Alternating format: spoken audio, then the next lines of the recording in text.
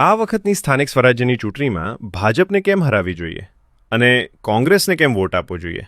તો ભાજપે મ્યુનિસિપલ કોર્પોરેશનો, નગરપાલિકા, જિલ્લા, તાલુકા પંચાયતોમાં રહીને કર્યું શું? રાજ્ય અને કેન્દ્રમાં પોતાની સરકાર હોવા છતાં પાયાના પ્રશ્નો જેમના તેમ છે.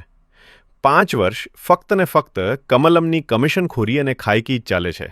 ભાજપના ચૂંટાયેલા પ્રતિનિધિઓથી લઈને મેયર પ્રમુખ સુધી બધા જ રિમોટ કંટ્રોલ અને પ્રજાની જમીની સમસ્યાઓથી સાવ અજાણ અધિકારી રાજ ચાલતું રહે છે. અધિકારીઓ બેફામ અને ભાજપના ચૂંટાયેલા પ્રતિનિધિઓ નિષ્ક્રિય. ના રસ્તાના ઠેકાણા, ના સ્વચ્છતાના, ના પાણીના, ના હેલ્થ સેન્ટરોના ઠેકાણા, ના ઇન્ફ્રાસ્ટ્રક્ચરના ઠેકાણા, ના પબ્લિક ટ્રાન્સપોર્ટના કે ના ટ્રાફિક મેનેજમેન્ટના કોઈ ઠેકાણા. સમસ્યાઓ ગણાવવા બેસીએ તો રાત પડી જાય. એટલે ભાજપને વોટના બદલામાં તમને મળ્યું શું?